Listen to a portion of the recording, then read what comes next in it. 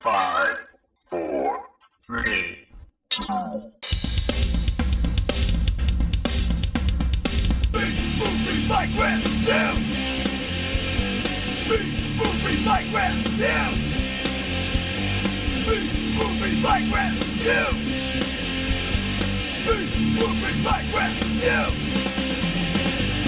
Hey, this is BMOVIEMIKE, and as promised, I'm back with my review of 2013's Evil Dead.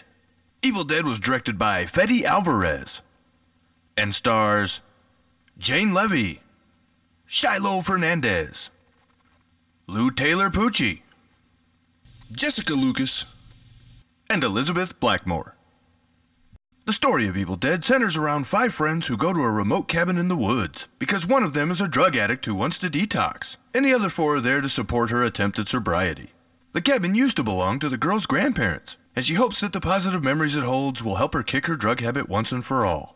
After settling in, they make a disturbing discovery in the cabin's basement area. Apparently, someone has hung a bunch of dead cats from the basement ceiling, and there is fire damage to one of the main support beams. In the same room, they find a shotgun and a strange book-shaped object that's wrapped in plastic and bound with barbed wire. Despite an abundance of warnings, the nerd of the group decides to open the book and read aloud from its pages. The book in question is, of course, the Book of the Dead, and the passages that he reads are incantations that wake up the evil spirits that live in the woods around the cabin.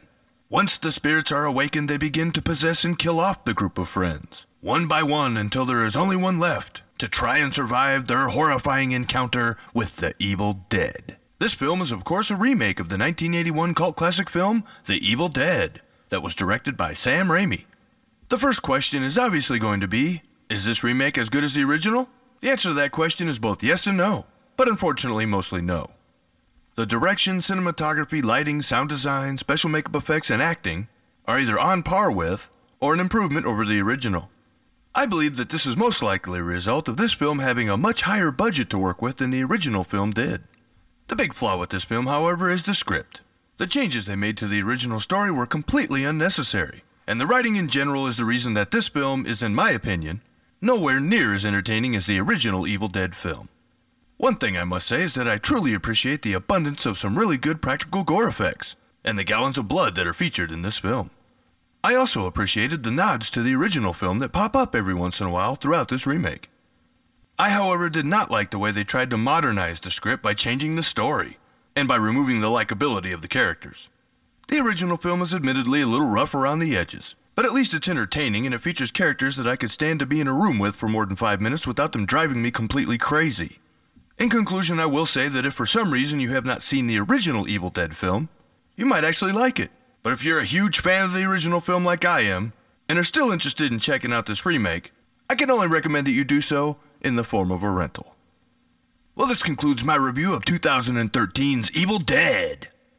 And next week I'll be back to kick off my celebration of the Christmas holiday season with my review of 1974's Silent Night, Bloody Night.